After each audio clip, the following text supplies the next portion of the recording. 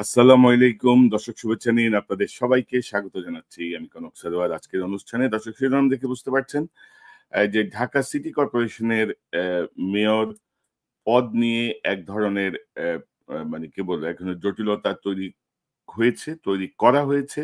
আজকে শিরোনামে আপনারা মোটামুটি একটি আভাস পাচ্ছেন যে ২ আসিফের পাতানো ফাঁদে ইশরাক হোসেন এবং গেজেট হয়ে তাকে শপথ পাঠ করানো হয়নি। এখন বলছে সময় শেষ। এবং আ ইশরাকের যারা অনুসারী আছেন ঢাকার আদিবাসী বা ঢাকারবাসী তাদের অনেকেই এখনো আন্দোলন করছেন। তারা অবস্থান নিয়েছেন। তো সব মিলিয়ে যে পরিস্থিতি এটি নিয়ে আমরা কথা বলব। আমাদের সঙ্গে যোগ দিচ্ছেন আ জনাব ইশরাক হোসেন। তিনি হচ্ছেন আপনাকে কি বলবো? আপনি হচ্ছেন আ নির্বাচিত মেয়র নাকি গেজেটেড মেয়র? মানে আপনি তো আপনি আমাকে ইশরাক বলেই ইশরাকই বলেন। না মেয়র মেয়র ইলেক্ট শব্দটার মেয়র প্রতি আমার ইলেক্টেড মানে একটা ঘৃণা চলে আসছে আরকি না যা নাটক হলো। আদালতের রায়ে মেয়র ইলেক্ট ইশরাক হোসেন আপনাকে স্বাগত জানাই। আ ১ম এ ইশরাক আমি একটু যেতে চাই যে আমাদের দর্শকদের অনেকে হয়তো একটু মানে এ অনেকের মানে নেগেটিভ প্রোপাগান্ডা, নেগেটিভ প্রচারণা আপনার বিষয়টা নিয়ে অনেক বেশি। বিশেষত আমাদের গণমাধ্যমে যে ফ্যাসিস্টদের যে দোসর বসে আছে তারাও স্পষ্টভাবে প্রকৃত বিষয়টাকে সামনে আনছে না। যেটি আমি গত বেশ কিছুদিন ধরে হুম, পর্যবেক্ষণ করছিলাম। তো আজকে আসিফের একটা ইন্টারভিউ অর্থাৎ আসিফ মাহমুদ সজীব ভুঁইয়া যিনি আ এই মন্ত্রণালয়ের দায়িত্বে আছেন এলজিইডি তার একটি ইন্টারভিউ থেকেই যদি আমি বিশ্লেষণ করি দর্শকদের কাছে বিষয়টা ক্লিয়ার হবে।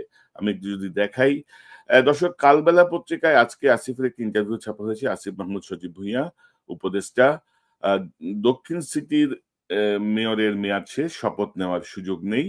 তিনি আজকে এই কথা বলেছেন এবং আ তিনি স্থানীয় সরকার মন্ত্রণালয়ে সাংবাদিকদের প্রশ্নের জবাবে তিনি এ এই কথা বলেন এবং আমি যদি আপনাদেরকে ইন্টারভিউটা থেকে একটু পড়ে শোনাই, তিনি বলছেন যে, "আপনারা জানেন সিটি কর্পোরেশনের মেয়াদ শেষ হয়ে গেছে। মেয়াদ শেষ হওয়ার পর আমাদের আর শপথ দেওয়ার সুযোগ নেই। যে পর্যবেক্ষণ দেওয়া হয়েছিল সে অনুযায়ী নির্বাচন কমিশনের সিদ্ধান্তের অপেক্ষায় ছিলাম। কিন্তু কমিশন নতুন করে সিদ্ধান্ত জানায়নি। তিনি বলেন নির্বাচন কমিশন বলছে তারা গেজেট প্রকাশ করেনি অথচ ১৫ দিন পর এসে জানিয়েছে তখন গেজেটের কার্যকারিতা শেষ হয়ে গেছে ২০ দিন পার হয়ে গেছে। একদিকে একটি অকার্যকর গেজেটকে আবার সিদ্ধান্ত হিসেবে ধরা হয়েছে। এটা আমাদের জন্য খুব বিভ্রান্তিকর। আসিফ বলছেন, আপিল বিভাগ যেভাবে পর্যবেক্ষণ দিয়েছে তাতে আমাদের সিদ্ধান্ত নেওয়া কঠিন হয়ে পড়েছে। কারণ গেজেটটি কার্যকর থাকলে ২০ দিন আগে সেটি অকার্যকর হয়ে গেছে। আ অন্যদিকে আমাদের যে সিটি কর্পোরেশন তার মেয়াদও শেষ হয়ে গেছে। আমি নিজে আইনজ্ঞ না, তবে আমাদের মাননীয় আইন উপদেষ্টা বিষয়টি খুব ভালোভাবে ব্যাখ্যা করেছেন। তিনি একজন প্রফেসর ও আইন বিশেষজ্ঞ।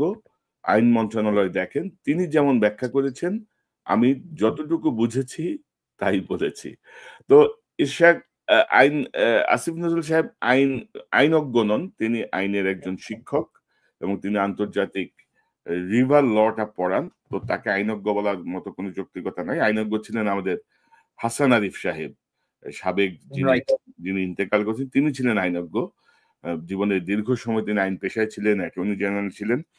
তো আসিফের এই যে ব্যাখ্যা, এই তো মানে এই ব্যাখ্যাতে বোঝা যাচ্ছে যে গেজেট হওয়ার পরে আপনি শপথ নিলে হয়তো ২০ দিন মেয়র পদে থাকতে পারতেন। মানে মানে আইন ধরে। তো টোটাল বিষয়টাকে একটু ক্লিয়ার করবেন, একটু সংক্ষেপে একটু ক্লিয়ার করবেন তার এই বক্তব্য এবং আপনার বক্তব্যটা হুম, আমি আপনাদের কাছে তুলে ধরতে চাই। জি।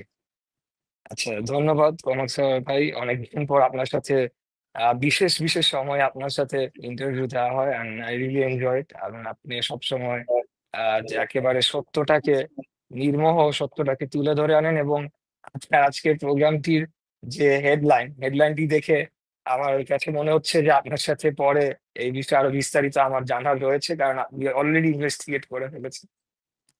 কনক ভাই আসলে আপনি যেটা পড়ে শোনালেন, এখন আপনি যদি আমার কাছে আইনি বিষয় জানতে চান, তাহলে আমাকে সেই গ্যাজেট প্রকাশের আগ থেকে শুরু করে দীর্ঘ হয়তোবা পুরো সময়টা পেরিয়ে যাবে। আ তো আমি খালি এতটুকু বলব যে throughout the entire process, time to time আমাদের আইনজীবী প্যানেল রয়েছে। আমাদের উচ্চ আদালতে আপনি জানেন ব্যারিস্টার মাহবুবুদ্দিন খোকন সাহেব, ব্যারিস্টার কায়সার কামাল, ব্যারিস্টার কাজল, আপনার নিম্ন আদালতেও আমাদের বিএনপির একটা বড় প্যানেলরা ছিলেন, তারাও নিয়মিত ব্রিফিং করে গিয়েছে। এবং এখানে আসলে আমি এতগুলো মানে ভুল ভাবে তথ্য উপস্থাপন করা হয়েছে যে আমি আসলে কোনটা উত্তর দিতে গিয়ে কোনটা দিব আমি বুঝে পাচ্ছি না।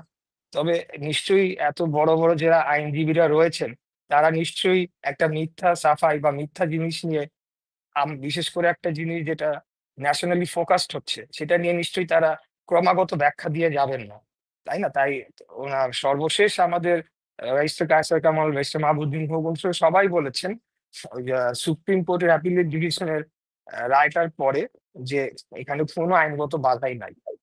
আর গ্যাজেট প্রকাশের পর থেকে কিভাবে সময় ক্ষেপণ করা হয়েছে, এবং গ্যাজেট প্রকাশের আগে যখন নির্বাচন কমিশনে আমরা প্রথম যখন রায়টি পেলাম ট্রাইব্যুনাল থেকে রায়টি রাইডারের মাধ্যমে ওইটা নির্বাচন কমিশনে পাঠানো হলো।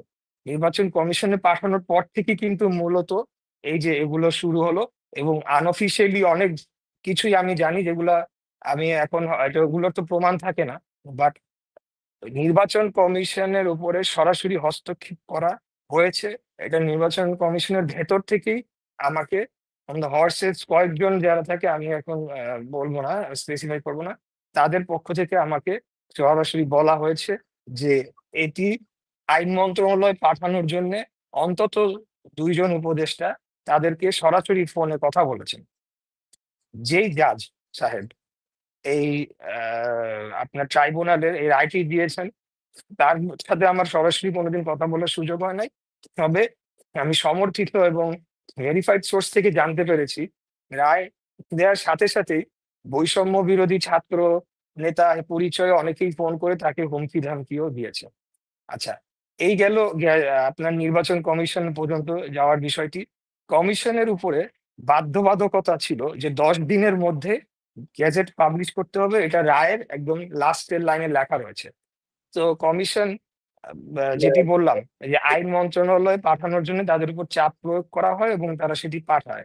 হোয়ার যেটা অলরেডি আদালত রায় দিয়ে দিয়েছে সেখানে আইন মন্ত্রণালয়ের কিন্তু কোনো মতামতের বিষয় থাকে না। আদালত বড় নাকি একটা মন্ত্রণালয় বড়? ডেফিনেটলি আদালত বড়। যদি তাদের কাছে মনে হতো যে এটাকে চ্যালেঞ্জ করার বিষয় রয়েছে, তারা কমিশন এটাকে চ্যালেঞ্জ করতো, বাট কমিশনের কিন্তু একটা নিজস্ব আইন শাখা রয়েছে এবং সেখানে ফরমার 2জন না 3জন ডিস্ট্রিক্ট লেভেল জাজ সাহেব সহ বড় বড় আইনজীবীরা সেখানে মতামত দিয়ে থাকেন। তো তারা কিন্তু এই জিনিসটাকে ভেটিং করে ওখান থেকেই তারা গ্যাজেট করে দেওয়ার মতো আলামত মানে সরি ওটাকে পেয়েছে, গ্যাজেট করার মতো পেয়েছে, কিন্তু তারপরও আইন মন্ত্রণালয় তাদেরকে পাঠাতে হয়।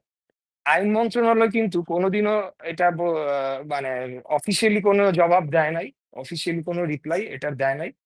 কিন্তু যেই দিন গেজেটটা পাবলিশ হলো তার 3 ঘন্টা অতিবাহিত হলেই কিন্তু 10 দিনের যে মেয়াদ বেঁধে দেওয়া সেই মেয়াদটা অতিক্রম করতো এবং আমাদের প্রস্তুতি ছিল যে আমরা কন্টেম্পট অফ কোর্টের দিকে যাব। সো এটা কিন্তু নির্বাচন কমিশনও জানতো, সো তারা গেজেট প্রকাশ করে দিয়েছে। গ্যাজেট প্রকাশ করার পরে এটা পাঠানো হয় পুরো ফাইলটা বিভিন্ন দপ্তরে, এর মধ্যে লোকাল গভর্নমেন্ট ডিভিশনে পাঠানো হয়। তো সিটি কর্পোরেশন আইন 2010 এবং স্থানীয় সরকার আইন 2009 এবং সিটি কর্পোরেশন আইন না বিধিমালা 2010, সেখানে আমি এটা পড়ে দেখেছি, স্পষ্টভাবে বলা আছে যে এটা শপথ গ্রহণ অনুষ্ঠানটি সম্পন্ন করবে স্থানীয় সরকার মন্ত্রণালয়। তো পরবর্তীতে আমি এটা ব্যাপারে খোঁজ নিয়ে দেখেছি পৃথিবীর বড় বড় দেশ যেমন আপনি লন্ডন বলেন, নিউ ইয়র্ক বলেন, মেজরিটি যে ডেভেলপ কান্ট্রি দেশগুলোয় মেয়র নির্বাচনে একজন প্রার্থী জিতে আসার পরে একজন ডিস্ট্রিক্ট জাজ তাকে শপথ পড়িয়ে দেয়, বা একজন সিনিয়র জাজ। হ্যাঁ, এটা অনলাইনে গেলেই পাওয়া যাবে।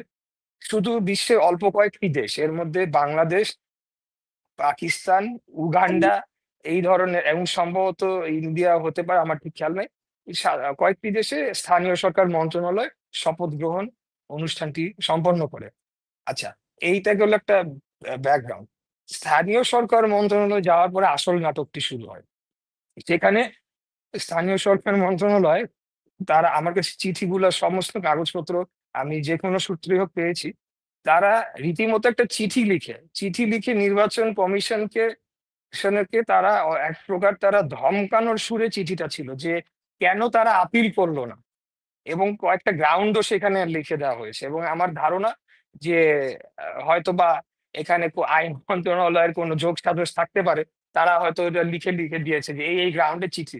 মানে মোট কথা পুরা উদ্দেশ্যটাই ছিল সময় ক্ষেপণ করে তারপরে যখন এই তাপসের যে প্রথম বোর্ড সভা সেটি 2nd of June 2020 হয়েছিল, মার্ক করেন, 2nd of June 2020। সিটি কর্পোরেশনের আইনে বলা আছে যে প্রথম বোর্ড সভা থেকে আপনার 5 বছর মেয়াদ শুরু হবে। নির্বাচন কিন্তু হয়েছিল 2020 ফেব্রুয়ারির 1 তারিখ, ঠিক আছে। গ্যাজেট পাবলিশ হয় তার 4-5 দিন পরে, কিন্তু তারপরে কোভিড এর কারণে ওরা শপথ নিতে পারে নাই। 2nd of June 2020 তাপস শপথ নেয়। তো ওদেরও টার্গেট ছিল যে যে করেই হোক 2nd of June আটকাইলে আরেকটা যখন মারপ্যাচে ফেলে এটাকে শেষ করে দিব। মূলত তারা প্রথমেই সিদ্ধান্ত নিয়ে ফেলেছে যে ইশরাক হোসেনকে এখানে বসতে দেওয়া যাবে না। এটা তাদের পলিটিক্যাল পার্টি যেটা হয়েছে, তাদের সাথে সরকারের সিদ্ধান্ত হয়েছে বসতে দেওয়া যাবে না। এবং আমি যতটুকু বিভিন্ন মানুষের সাথে কথা বলেছি, একটা কথা একটু অ্যাড করে নেই অপ্রাসঙ্গিক, বাট এনসিপি নামক যে দলটি হয়েছে, আমি কিন্তু তাদের ওয়ান অফ দ্য বিগেস্ট সমর্থক ছিলাম, এখনো আমি অনেকটা রয়েছি। এবং আমি চেয়েছি যে আওয়ামী লীগ ফ্যাসিবাদ শেষ হয়ে যাক, নিশ্চিহ্ন হয়ে যাক। এখানে নতুন ছাত্ররা আসছে, তারা একটা দল করবেন, জি, অপোনেন্ট তো লাগবে। আচ্ছা, যা সো ইশাক তাদের ধরেন আমি অনেকের সাথে কিন্তু আমার কথা হয়। তারাও হুম, কিন্তু আমাকে বিষয়টি নিশ্চিত করেছে যে এটা তাদের পলিটিক্যাল ডিসিশন ছিল শুরু থেকেই, একদম ডে 1 থেকেই, হ্যাঁ, সরকারের উচ্চ পর্যায় থেকে। সো কোনোভাবেই তারা আমাকে দিত না। তো এখন কনক ভাই, আমি বলতে গেলে অনেক বলতে পারবো, ওই তারিখে এটা হয়েছে, ওই তারিখে সেটা হয়েছে। আসিফ মোহাম্মদ শরীফ ভুঁইয়া অনেকগুলা ব্যাখ্যা দিয়েছেন, আইন উপদেষ্টা উনিও অনেকগুলা ব্যাখ্যা খালেদ মহিউদ্দিনের শোতে গিয়ে দিয়েছেন, কিন্তু একটার সাথে একটা কনফ্লিক্ট নেই। তো মোটা দাগে যদি বলি, একটা ব্যাখ্যা তারা প্রথম প্রথম ব্যবহার করছিল যে এটাকে যদি অ্যাকসেপ্ট করে তাহলে হাসিনার আমলে সব নির্বাচন নাকি বৈধ হয়ে যায়। কিন্তু বিষয়টা কিন্তু ঠিক তার উল্টা, তারা মুখে মুখে অবৈধ বলছে। আমি কিন্তু কোর্টে ফাইট করে এনে প্রমাণ করেছি হাসিনার রায়টা সময় ইলেকশনটা অবৈধ। এটা দালিলিক একটা প্রমাণ রয়েছে। এই মামলার 1 নম্বর আসামি হচ্ছে তাপস, 2 নম্বর হচ্ছে নুরুল হুদা। তাহলে আজকে কি দাঁড়ালো? এই সরকার তাপস এবং নুরুল হুদার পক্ষে কাজ করেছে, এটাই তো আলটিমেট রেজাল্টটা দাঁড়ালো নাকি? জি, আচ্ছা ভাই, আপনি সরি, আপনি একটা প্রশ্ন না না করছিলেন, প্লিজ আমার বলেন, সাথে আপনি বললে অনেক বলেন, বলা যাবে। আপনি শেষ তো করে নেন। তো মূলত বিষয়টা কিন্তু তাই দাঁড়ায়। আপনি হাসান আরিফ সাহেবের কথা তুললেন। হাসান আরিফ সাহেব একজন অ্যাটর্নি জেনারেল ছিলেন বাংলাদেশের। এটা কিন্তু সর্বোচ্চ মানে আইনি কর্মকর্তা। এটাকে এমন হেলাফেলার বিষয় না।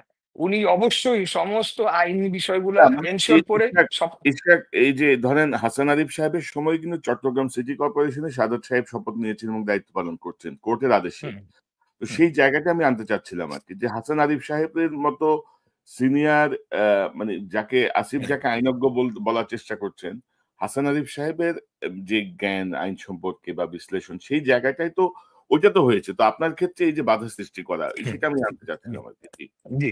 আচ্ছা, হাসান আরিফ সাহেবের কি পরিণতি হয়েছে এটা কিন্তু একটা দেশবাসী জানে না, এবং আমার মনে হয় এটা আমরা ইগনোর করেছি for a very long time. এটা আমাদের উচিত হয় নাই। শপথ পড়ানোর ৩ দিনের মাথায় এলজিআইডি মিনিস্ট্রি ওনার থেকে নিয়ে যাওয়া হয় এবং আসিফ মাহমুদকে দেওয়া হয়। এটা কি আপনারা জানেন? তিন রাইট। দিনের মাথায় একজন সিনিয়র মানুষ, কারণ তখন কিন্তু উপদেষ্টাদের একেকজনের ৪টা ৫টা করে মিনিস্ট্রি ছিল, হ্যাঁ? হুম, হুম, তো হুম। হাসান আরিফ সাহেব ওনার ৪টা না ৫টা এরকম ছিল। LGID was one of them. স্বাভাবিকভাবে LGID is like the largest political ministry. Senior একজন আইনজীবী মানুষকে দিয়েছে, এটাই স্বাভাবিক। উনি কেন শপথ পড়িয়েছেন বিএনপির প্রার্থীকে? ৩ দিনের মাথায় ওনার মিনিস্ট্রিটি নিয়ে যাওয়া হয়। উনি আজকে জীবিত নেই। উনি থাকলে হয়তো আজকে অনেক কিছু আমরা মন্তব্য ওনার থেকে হয়তোবা জানতে পেতাম। তো তখন ওইটা অলরেডি যেহেতু শপথ পড়ানো হয়ে গিয়েছে, তাই আর কিছু করার নাই, ওনাকে সরিয়ে দাও। আমার সময় আসলো যে শপথটাই পড়তে দেয়া যাবে না। এবং সিমিলার একটা কেস, একদম হুবহু সিমিলার কেস কিন্তু ঢাকার নর্থেরও রয়েছে। এবং এখন সেটা রায় হবে না। এটা স্পষ্ট সমস্ত ট্রাইব্যুনাল বলে দিয়েছে, ভাই আমরা এটা ধরবো না। মানে এইরকম আরকি বিষয়টা। হ্যাঁ? মানে তো এখন আপনার বিষয়টা নিয়ে ইশরাক আমার অবজারভেশন হচ্ছে আদালতের আদেশ অনুযায়ী নির্বাচন কমিশনকে গেজেট করতে নির্বাচন কমিশন বাধ্য এবং সেই অনুযায়ী আপনাকে শপথ দিতে বাধ্য। কারণ না অফকোর্স। হলে এটা কন্টেম্পট অফ কোর্ট। একদম সহজ পরিষ্কার হিসাব। আপনি যদি হাসিনা আমলের মতোই যদি আদালতের আদেশ অমান্য করেন বা হাসিনা আমলের মতোই যদি আইনি মার প্যাঁচে ফেলেন, যেটি আপনি বলছিলেন যে জি। কোনোভাবে ২রা জুন পার হয়ে গেলেই আর এটার কার্যকারিতা থাকে না। ওই জিনিসটার জন্য তারা এটাকে লম্বা মানে করে এইটা তাদের ইন্টারপ্রিটেশন। এটা নিয়েও আমার ব্যাখ্যা রয়েছে। বাট এখন আমি আর ওইসব ব্যাখ্যায় যাব না। বিকজ এখানে দে আর এট ফল্ট। হ্যাঁ? আমি কিন্তু টাইমলি সব করেছি। সো আমি যদি এখন আবার একটা আইনি লড়াই শুরু করি, আমি যদি আবার উচ্চ আদালতে গিয়ে ইয়ে করি, আমি সিউর আদালতও কনভিন্সড হবে এবং বলবে যে, "না ঠিক এটা তোমাদের দোষ, একে শপথ পড়তে দিতে হবে।" বাট ওরা চাচ্ছিল যে আমি এইটাই করি। এইসবের মধ্যেই ব্যস্ত থাকি, না এর এবং মধ্যে এবং পার হয়ে ধরেন যায়। আমার একটা অবজারভেশন হচ্ছে যে ধরেন আপনি এই হাসিনার ফ্যাসিস্ট বিরোধী আন্দোলনে আপনি একজন অ্যাক্টিভ মানুষ ছিলেন। আপনার যে বয়স বা এনসিপিতে যারা আছে তারা অলমোস্ট সমবয়সী বা একটু ও সিনিয়র জুনিয়র। হুম, তো এবং ধরেন মাঝখানে আমরা দেখলাম যে যখন বিএনপির কেউ মনে করছিল যে আওয়ামী লীগের প্রতি একটু সফট টোন ইউজ করছিল, তখন আপনি কিন্তু আপনার জায়গাটা খুব কড়া টোনে ছিলেন। Always, no, always. কোনোভাবেই আওয়ামী লীগকে কোনো সুযোগ দেওয়া হবে না। তো জি। একটা একটা গ্রুপ তারা আপনার ব্যাপারে এই যে এনিমিটিটা করলো এবং এর মধ্য দিয়ে কিন্তু আরেকটা বিষয় সামনে চলে আসছে যে এদেরকে চেয়ারে রেখে জাতীয় নির্বাচন আসলে কতটুকু সুষ্ঠু হবে। মানে ধরেন যে সিম্পল হুম, একটা মেয়র পদের জায়গাটায় তারা কনসিডার করতে পারছে না। সাদাত সাহেব হুম, শপথ নেওয়ার ৩ দিন পরে হুম। হাসান আরিফ সাহেবকে সরায় দেওয়া হইছে। আপনারটা আদালতের আদেশের পরে তারা নানা প্যাচ-পুচ খেলে এখন একটা অবস্থানে আসছে। তো আপনি কি মনে করেন যে এই আসিফ মাহমুদ, সজীব ভুঁইয়া বা এদেরকে রেখে আ বা এই উপদেষ্টা পরিষদের অনেককেই রেখে নির্বাচনের ফলাফল বা নির্বাচন কি হতে পারে? হুম। আপনি কি মনে করেন? এখন আপনি মেইন পয়েন্টে এসেছেন। একদম মূল জায়গাটিতে এসেছেন। আসলে কমল ভাই দেখেন, আপনি যে আমাকে যতটুকু চেনেন, প্লাস আমারও যারা কাছের মানুষ ছিলেন, তারা কিন্তু ১ম বেশ অবাক হয়েছেন যে কি মানে আমি একটা সামান্য মেয়রের জন্যে কেন এরকম করছি? কারণ কোনদিনও আমি ক্ষমতালোভী ছিলাম না। এটা আমি নিশ্চিত করে বলতে পারি।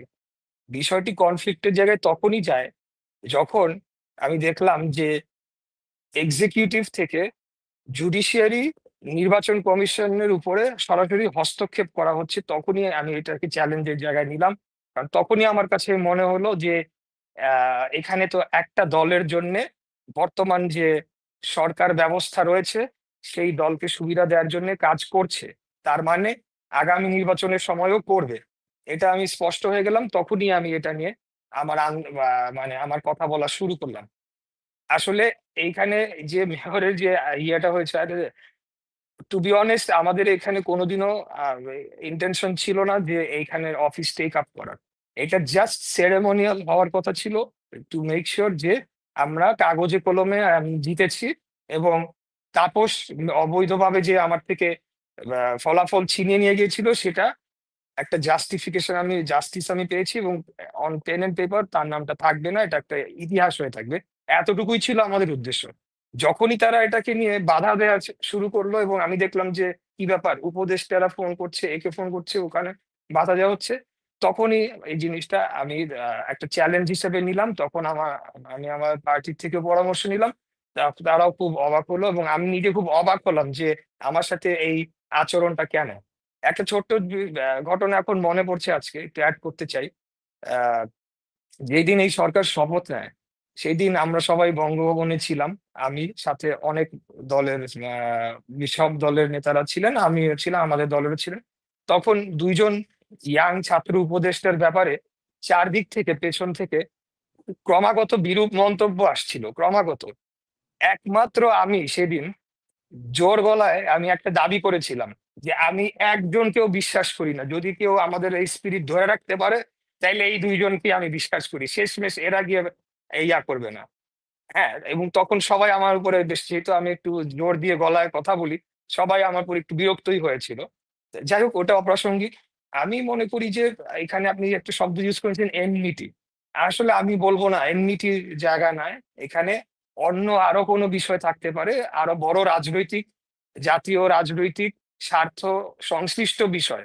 বিভিন্ন বড় দলের স্বার্থ সংশ্লিষ্ট বিষয় এটার সাথে জড়িয়ে পড়েছে। আরেকটা বিষয় হচ্ছে বাংলাদেশের রাজনীতি 5ই অগাস্টের পরে আমরা কিন্তু কোনো ওয়েস্টার্ন জাতিতে পরিণত হয়ে যায় নাই। আমাদের রাজনৈতিক বাস্তবতাটা কিন্তু সেই জায়গাতেই রয়েছে। অবশ্যই সেই বাস্তবতাটা আমরা পরিবর্তন চাই, কিন্তু সেটা এখন আমরা অর্জন করতে পারি নাই, ভবিষ্যতে আমরা করব। সেই বাস্তবতা হচ্ছে শক্তির রাজনীতি। মাঠে শক্তি বলতে আমি অস্ত্রের শক্তি বলছি না, জনশক্তি প্রদর্শনের মাঠে রাজনীতি। এবং যত নির্বাচনের সময় ঘনিয়ে আসবে তত কিন্তু এই জিনিসটা আরো বাড়বে, জি, ইন্টেন্সিফাই হবে। ইশাক, আমি আমি আসবো আপনার কাছে। একটি বিষয় একটু ক্লিয়ার হয়নি, যে আসিফ নজরুল বলছিল যে সরকার সকল স্থানীয় সরকার বাতিল করেছে। তো এই মুহূর্তে আহ, এটা সাংঘর্ষিক বা এরকম কিছু, হুম। এটা এটা আচ্ছা, এই, হ্যাঁ, এই জি বহুবার দিয়েছি এটার জবাব। কারণ এটা 10টা যে কারণ উল্লেখ করেছিল আসিফ মাহমুদ অনেক আগে, তখন আমি 10টাই একেবারে টু দা পয়েন্ট আমাদের আইনজীবীদের মাধ্যমে কথা বলে দিয়েছি। সেটা হলো তারা দুই দুই রকম ভাবে জিনিসটা বলে, আপনি খেয়াল করবেন। একবার বলে যে সমস্ত নির্বাচন বাতিল করা হয়েছে, আবার বলে যে সমস্ত স্থানীয় সরকার বাতিল করা হয়েছে। কোনটা করা হয়েছে? আমি চিঠিটা পড়ে দেখেছি। নির্বাচন তারা বাতিল করেন না, ওইখানে নির্বাচন শব্দটা নেই। যেই সব মেয়ররা পালিয়ে গিয়েছিল, অনুপস্থিত ছিল সহ অন্যান্য, তাদেরকে তাদের পদ থেকে অপসারণ করা হয়েছে। ঠিক আছে, সেই মেয়রদের ক্ষেত্রে অ্যাপ্লাইড। আমি তো তখনও মেয়র হই নাই। আর আর যদি বলেও থাকে যে নির্বাচন বাতিল করেছে, কথার কথা, ফর এক্সাম্পল, তারপরেও আমার এই মামলা তো 2020 সালের 1 মার্চ করা। এটা তখন তো সাব জুডিস, আজকে সাব জুডিস করছে, এটা তো সাব জুডিস ছিল। এক্সিকিউটিভ ডিসিশনে তো ওই নির্বাচন বাতিল করতে পারেন না আনটিল এন্ড আনলেস কোর্টের ভার্ডিক্টটা আসে। আমি তো আইন অনুযায়ী 30 দিনের যে সময়সীমা থাকে তার মধ্যে আমি মামলাটি করেছিলাম। আরেকটি ব্যাখ্যা দেওয়া হয় যে আমরা বলে নির্বাচন অবৈধ বলেছি, এখন আবার এটা হতে যাচ্ছি। আমরা আমাদের যে মামলার আর্জিতে কিভাবে লিখেছি সেটি হলো গিয়ে আইনত আমাদেরকে আহ, সেই ব্যাখ্যাটি আমাদেরকে নিতে হবে। সেখানে আমরা ওই নির্বাচনের ফলাফল এবং তখন যে গ্যাজেটটি প্রকাশ করা হয়েছিল সেটিকে অবৈধ বলেছি, কারণ সেটিকে ম্যানিপুলেট করে জোর করে ঘোষণা করা হয়েছিল। আমি আপনাকে এখনো বলতে পারি আমাদের যে নির্বাচনের দিন বিকাল 4টার সময় ভোট গ্রহণ শেষ, সারাদিন যা হয়েছে তো হয়েছে। 4:30টায় আমি আমার বাসায় যাই এবং আমাদের ঢাকার 75টা ওয়ার্ডকে 4টা ভাগে বিভক্ত করে 4টা ডেস্ক বসানো হয়েছিল, যেখান থেকে সমস্ত কেন্দ্র থেকে ফোন করে আপনার ফলাফলগুলো আসবে। কিছু ফলাফল আমরা আসতে শুরু করলো 5টার পর থেকে। প্রত্যেকটা কেন্দ্রে আমি বিপুল ভোটে এগিয়েছিলাম, প্রত্যেকটা কেন্দ্রে। এরপরে 5:30 পৌনে 6টার দিকে হঠাৎ করে ফলাফল ঘোষণা বন্ধ করে দিল। ওই নির্বাচনটি হয়েছিল ইভিএম এ, এবং ইভিএম এ বলাই হয়েছিল 1 ঘন্টার মধ্যে সব কমপ্লিট হয়ে যাবে। কিন্তু পরবর্তীতে আমরা দেখেছি রাত 1:30টার সময় গিয়ে ফলাফল ঘোষণা করা হয়। এবং যে ইভিএম এর যে পেপার ট্রেল, আমরা কিন্তু এগুলো সব আমার ইয়ের মধ্যে, মামলার মধ্যে আছে। আমরা চেয়েছি, কমিশন আমাদের দিতে পারে নাই, দেখাতে পারে নাই। কোথার থেকে দিবে? তারা ওটা দিলে তো যতটুকুই ভোট কাস্ট হয়েছে সেটাকেই মিলাতে তাদের রাত 11:30 করেছে। Vote turn out was very low. Very low মানে কি, মানুষ ভোট কিন্তু তো বন্ধ করে দেওয়া হয়েছিল, 2 ঘন্টা খালি ওপেন ছিল, 9টা থেকে 10টা 11:30 পর্যন্ত। এরপর থেকে সব ভোট কিন্তু তালা মারা। ওই 2 ঘন্টার মধ্যেই 2,30,000-এর মতো ভোট কাস্ট হয়েছে, সেটাকে মেলাতে তাদের 11:30 পর্যন্ত লেগেছিল। এইসব বিষয় আমরা উত্থাপিত করে চ্যালেঞ্জ করেছিলাম এবং আইন অনুযায়ী মামলা ঠিক করেছি। আইন অনুযায়ী আমরা তার ফলাফল পেয়েছি। এবং highest court of the country, supreme supreme কোর্টের অ্যাপিলেট ডিভিশন, ওনারা তো সমস্ত কিছু শুনেছে, সব পক্ষের শুনেই তো তারা এই গ্যাজেটটা বাতিল করে নাই। তাহলে এখন আপনি এর চেয়ে বেশি এখন কি, তাইলে কি আবার আইন উপদেষ্টার মতামতের জন্য পাঠাবে এখন আপিল বিভাগ থেকে?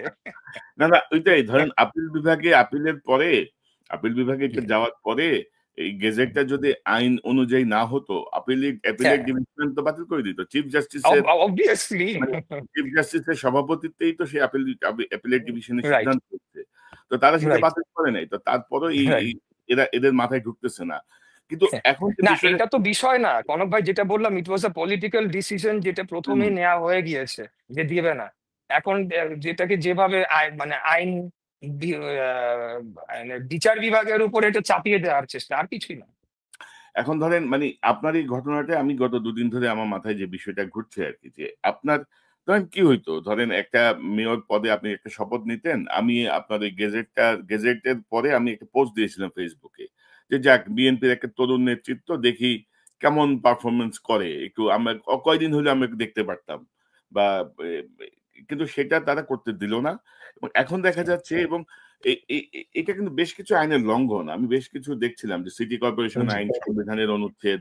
আমি যদি একটু দেখাই রাইট। দর্শকদেরকে, আমার মনে হয় যে একটু আপনাদের কাছে ক্লিয়ার হবে বিষয়টা। ধরেন উম, এখানে ধরেন এইটা তো আপনি দেখেছেন না ইশাক ভাই? হ্যাঁ, হ্যাঁ, এটা আমি পোস্ট করেছি। হ্যাঁ, এটা আমি হচ্ছে আমি স্থানীয়, আমার আমার এটা আমার কাছে একজন পাঠিয়েছিল। এটা হচ্ছে স্থানীয় সরকার সিটি কর্পোরেশন আইনের ধারা ২৭ থেকে ৩১ এর লঙ্ঘন।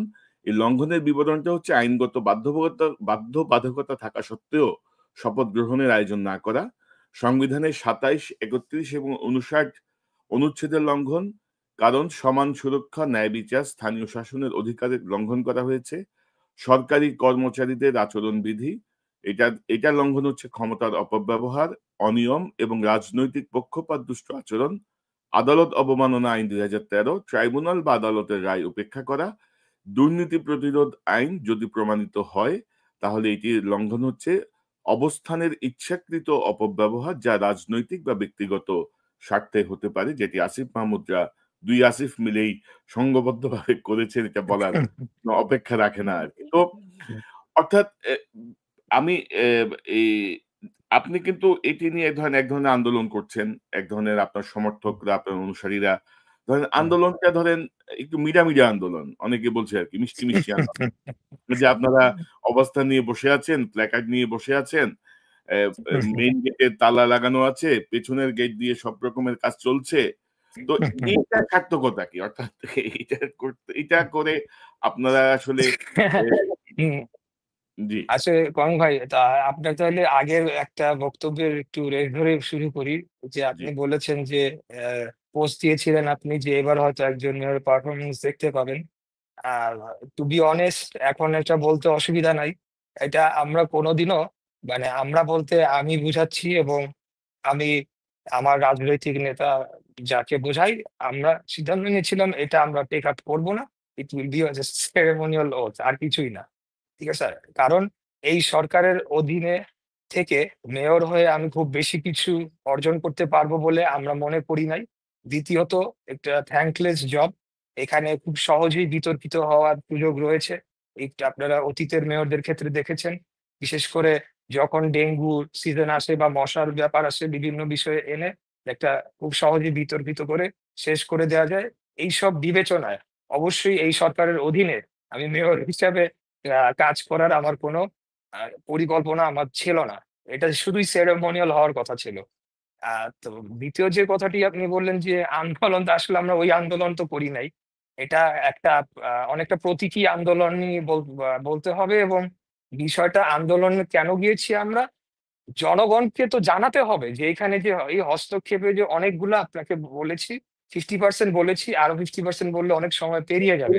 কিভাবে পদে হস্তক্ষেপ করা হয়, পদে বাধা দেওয়া হয় যাতে আমার প্রক্রিয়াটাই না আগায়। তো এই প্রক্রিয়ার অধীনে আগামী জাতীয় নির্বাচনে ৩০০ আসনের এমপি গ্যাজেট হবে।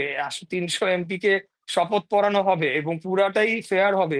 এটা ভাবার কোনো সুযোগ নাই। বিশেষ করে এখন একজন মেয়রের জন্য সবার আইস অন ওয়ান পার্সন, তখন সবার চোখ ৩০০ দিকে থাকবে। তো ওই ৩০০ জনের মধ্যে ২০, ২৫, ৩০টা আসন যে ওই এনসিপির জন্য বন্দোবস্ত করে ঘোষণা করে দিয়ে দেওয়া হবে না, এটা আমি বিশ্বাস করি না। আমার বিশ্বাসটা তখনই বুঝে গিয়েছি যে চক্রান্তটা তো আসলে ওইটা। পুরাটা আমি বলছি না পুরা জাতীয় নির্বাচন নিয়ে যেতে, সেটা হয়তোবা সম্ভব না। অনেক আসনেই হবে, এটা ম্যানিপুলেশন করবে তারা। এইটা যে করা যায় এবং এটা যে হচ্ছে, এটা জনগণকে জানানোর জন্য এই মারামারি আন্দোলনটা আরকি। না যাতে মিডিয়া আসে আমাদের কথা শোনে। এই না আরকি। আর ধরেন একটা গুরুত্বপূর্ণ বিষয় হতো, আপনি যদি শপথ নিতেন, অর্থাৎ হচ্ছে দর্শকদেরকে বলি যে ওই যে ঢাকা সিটি কর্পোরেশনে একটা অনার বোর্ড থাকে না, যে মেয়রের নাম এবং কার্য হুম, তালিকার একটা মেয়াদ থাকে। তো সেই জায়গাটায় ধরেন হাসিনার একটা ফ্যাসিস্ট সহযোগী যে তাপস রাইট। বিডিআর হত্যাকাণ্ডের সঙ্গে হ্যাঁ। যুক্ত, যে তাপস হুম, হুম। মানে নানা ধরনের অপকর্ম, এবং সর্বশেষে বঙ্গবাজার পুড়িয়ে দিয়েছে দখল করার জন্য। হ্যাঁ, তো হ্যাঁ, সেই সেই এরকম একটা ফ্যাসিস্ট দুষ্টের নাম সিটি কর্পোরেশনের বোর্ডে থাকতো না যদি হ্যাঁ, ইশরাক হোসেন মেয়র হিসেবে শপথ নিতেন, কারণ ওটা বাতিল হয়ে যেত। এখন এই জায়গাটা আসলে দেখেন যে ইতিমধ্যে কিন্তু এই যে বাচ্চা মানে আমাদের বাচ্চা উপদেষ্টা বলে অনেকে আরকি আসিফ মাহমুদ সজীব ভুঁইয়া। হুম। তার পিএস ১০০ কোটি টাকার দুর্নীতি করে ধরা পড়ছে। বা তারও বেশি, তারও বেশি। একটু একটু এখন ধরেন বেশি এসেছে অভিযোগটা। না, এখন ৩০০ পিএস প্লাস। পিএস দুর্নীতি কি পিএস এর সিগনেচারে করতে পারে? জানে না? উপদেষ্টা জানে না যে পিএস দুর্নীতি করতেছে? পিএস সব করতে পারে? তার বাবা তার পক্ষে নির্বাচনী প্রচারণা চালাচ্ছেন। তার বাবা ট্রেড লাইসেন্স করছেন। তো এত কিছুর পরেও কিন্তু মানে সে কিন্তু শপথে বহাল এবং মানে জেনে না বুঝে সে কিন্তু তার মতো করে চালায় যাচ্ছে। তো এইসব উপদেষ্টাদেরকে নিয়ে এখন আমার কনসার্ন হচ্ছে বিএনপিরও ভাবা উচিত ওই যে ফেব্রুয়ারিতে নির্বাচন লাফালাফি না করে আদৌ এদের অধীনে নির্বাচন করে আপনারা কতটুকু সুষ্ঠুভাবে হুম। বের হয়ে আসতে পারবেন, জনমতের প্রতিফলন কতটুকু ঘটবে, আমার মনে হয় সে বিষয়টা নিয়ে চিন্তা করা উচিত। আ আ জনাব ইশরাক হোসেন, আমার কাছে তথ্য আছে এই যে আপনার গেজেটের পরে আপনাকে মেয়র হতে দেওয়া, না দেওয়া বা বর্তমান সময় পর্যন্ত আপনার দলেরও কিছু নেতার ইনভলভমেন্ট আছে। যেটা আমার ফাইন্ডিংস আমি পাচ্ছি। যে কেউ চান যে তিনি মেয়র হবেন, কেউ চান যে তার স্ত্রী মেয়র হবে, কেউ চান যে তার ছেলে হুম। মেয়র হবে। তো আপনার এই জাতীয় কোনো অবজারভেশন আছে কিনা? আপনার জন্য হয়তো বিব্রতকর প্রশ্নটা। তারপরেও আপনার কাছ থেকে একটু জানতে চাই। না, যোগসূত্র তো আছেই। অনেকের সাথে অনেকের যোগসূত্র রয়েছে। বিএনপি একটা বৃহৎ দল। এখানে একাধিক যোগ্য প্রার্থী রয়েছে। যেকোনো পদের জন্যই, সেটা হোক এমপি বা মেম্বার অফ পার্লামেন্ট হোক বা অন্য যেকোনো জনপ্রতিনিধির লড়াইয়ে অনেক থাকে। তো যেহেতু অনেকেই যোগ্য ব্যক্তিরা রয়েছেন, সেই ক্ষেত্রে অনেক সময় কম্পিটিশন করতে গিয়ে সেটা অনেক সময় আপনার আনফেয়ার প্র্যাকটিস এর দিকেও চলে যায়। আনফেয়ার আপনার কিছু প্র্যাকটিস হয়। কিছু যেটা আমরা বলি, আমি এটা আসলে আবার বলতে চাচ্ছি না। আমি বলছি না যে আমাদের দলের কেউ এটা করছে। আমি বলছি এটা রাজনীতিতে হয় এবং বড় দলে হওয়ার সম্ভাবনাটা বেশি থাকে। তো সেই জায়গাতে আ অনেকের সাথে যেহেতু অনেকের কানেকশন রয়েছে, সেটা ক কাজের ক্ষেত্রে হোক বা অন্যান্য রাজনৈতিক পরিমণ্ডলে হোক, এই ধরনের আমি অনেক কিছু শুনেছি, করেছি, কিন্তু আসলে কনক ভাই, আমার মন মানে ফাইনালি আমার take on that matter is, এটা থাকবে, এটা জেনেই রাজনীতিতে ভাই নামছি মাঠে। এগুলো ষড়যন্ত্র থাকবে, থাকবে। এজন্যই আমি অলওয়েজই চেষ্টা করেছি যে আমার নিজ শক্তিতে বা নিজের উদ্যোগে আমার যে কাজগুলো সেগুলো সম্পন্ন করা, যাতে আমার কারো প্রতি মুখাপেক্ষী না হতে হয়। এক্সেপ্ট ফর আমার যিনি নেতা, উনি ছাড়া আমি কারো মুখাপেক্ষী হই না। এবং আমি আমার নিজ শক্তিতে যা যতটুকু করার করে যাব। তাহলে পরে এইসব ষড়যন্ত্র আমাকে কিছু করতে পারবে না। এই বিশ্বাসটা আমি নিজেকে না নিয়ে আর আমিও কাজ আমাদের করে থাকি। আমাদের দীর্ঘদিনের অবজারভেশন মানে বিএনপির মধ্যে আওয়ামী লীগের মধ্যেও আছে বা অন্যান্য দলের মধ্যেও আছে।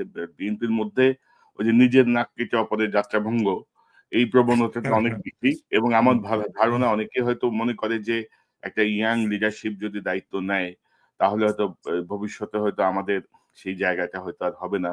সো বেটার আমরাও ইন্টারনালি গেম খেলি, তাকে সুযোগ না দেই। তো এখন আপনাদের আন্দোলনটার আসলে কি পরিকল্পনা? আপনাদের যে আপনি বলছিলেন যে প্রতীকী আন্দোলন বা যারা সেখানে অবস্থান নিচ্ছে, হুম। অর্থাৎ মানে কি কোন একটা প্রতিকারে তো যেতে হবে, তাই না? আপনারা কি হ্যাঁ, কি রাইট। ভাবছেন? এখানে এখানে ২ টা বিষয়। একটা বিষয় হলো যে আপনি যখন আন্দোলনকারীদের কথা বললেন, অ্যা পুরা বিষয়টাই যেভাবে সূত্রপাত হয়েছে এবং যে পর্যায়ে গিয়েছে, আমি অনেস্টলি বলছি, একটা সম্পূর্ণ অর্গানিক আন্দোলন বলে যদি কিছু থাকে, যখন নগর ভবনের সামনে রাস্তা পুরা ভরে গেল। কাউকে আমি ফোন দিয়ে আনি নাই, কাউকে আহ্বান করে আনি নাই। জনগণ চলে এসেছে। হ্যাঁ? তারা এসে এবং এখানে রোদ বৃষ্টির মধ্যে তারা যে পরিশ্রম করেছে, মানে তারা জাস্ট তাদের ভালোবাসা থেকে, তারা আমার ভোটার, তারা চলে এসেছে। তো তাদের জন্য আমার খারাপ লাগছে। আর আমাদের বিষয়টি হলো যে আমরা কিন্তু একটা বিষয়টা অনেকটা জানতাম যে এখানে শপথ টা হবে না এবং তারা যে সংবিধান লঙ্ঘন করছে, তারা আইনকে লঙ্ঘন করছে, আদালতকে অবমাননা করছে। এই বিষয়টা জাতির সামনে তুলে ধরার জন্যই এই আন্দোলনটা আমরা করেছি এবং আমার বিশ্বাস যে এই আন্দোলনটা সফল হয়েছে। কারণ জাতি কিন্তু এটা জানতে পেরেছে, ১। ২ নাম্বার হলো যে এটা একটা পলিটিক্যাল ফাইট এও পরিণত হয়েছিল। আমি বিশ্বাস করি যে আমার দলের পয়েন্ট অফ ভিউ থেকে এই পলিটিক্যাল ফাইট এ আমরা জয়ী হয়েছি এবং মাঠের রাজনীতি, যেটা আমি আগে বলছিলাম যে বাংলাদেশের বাস্তবতা চেঞ্জ হয়ে যায় নাই। আমাদের যে জনভিত্তি, বাংলাদেশ জাতীয়তাবাদী দলের যে জনসমর্থন, সেটাকে আমরা আবারও আরেকবার প্রমাণ করতে পেরেছি এবং একটা টেন্ডেন্সি ছিল যে বিএনপি কে বাদ দিয়ে বিএনপি কে লাগবে কেন, অন্য মিলেই তো হয়ে যাবে নির্বাচন যথাসময় বা দেশ পরিচালনা হবে।